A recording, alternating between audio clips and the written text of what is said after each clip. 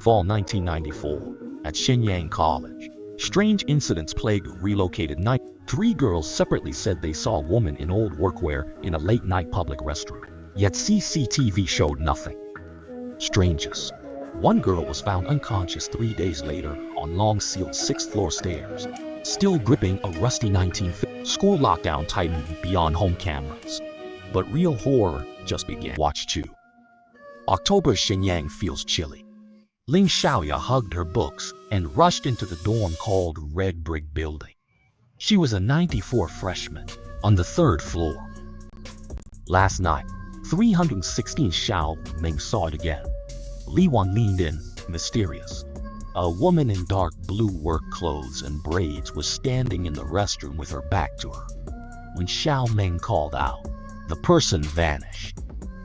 Xiaoya didn't think much of it. She had heard too many such rumors since starting school. This time there's proof. Li Wan showed a blurry surveillance screenshot. At 2:17 a.m., this shadow is clearly not normal. The blurry human figure in the screenshot made Xiaoya's heart tighten. The school had already sealed off the 6th floor and installed surveillance cameras. But Li Wan whispered that after it was sealed, that thing started appearing more frequently. Over the next few days, Xiaoya started noticing strange things. The dragging sound from the ceiling late at night, yet the floor above was unoccupied. At the end of the restroom, a faucet dripped on its own. In the early morning hours, there was faint, sorrowful humming, like an old worker's song. On October 23rd night, only Xiaoya was left alone in the door. At 11, the whole building suddenly blacked out. She took a flashlight and went out to check. She heard heavy footsteps from upstairs, like work boots stepping on a wet floor. "Is anyone there?" she called out. The footsteps stopped. Then, they started again from the 4th floor, slowly descending. Xiaoya retreated to her dorm room and locked the door. The footsteps stopped outside her door. The doorknob began to turn. She covered her mouth, not daring to make a sound. A minute later, the footsteps gradually faded away. After the power was restored, Xiaoya couldn't sleep all night. The next day, she went to the archives to look up the history of the Red Brick Building. Built in 1953, this building site was once a machinery factory dorm. In a 1955 group photo of female workers, the woman on the left in the 2nd row caught her attention. Dark blue work clothes, braids, a delicate face, and hollow eyes. The back was labeled, Su Wanling, 23, Assembly Workshop. Such a pity for this girl.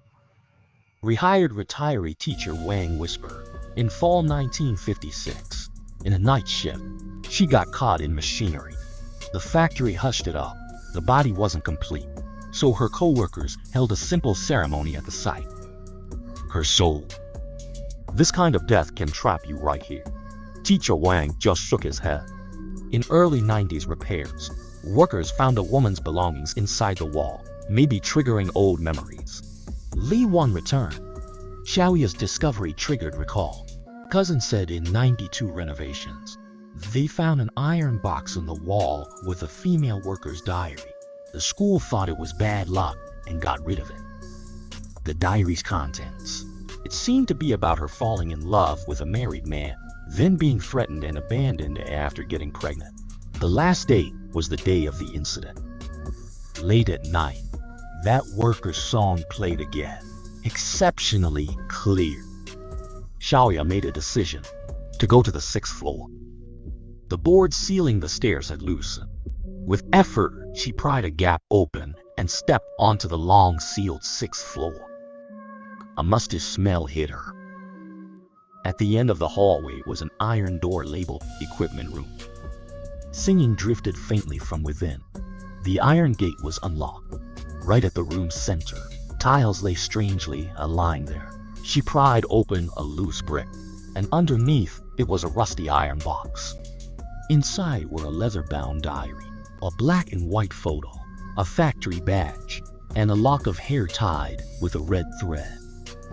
The last page of the diary reads, October 28, Tomorrow, I will confront him.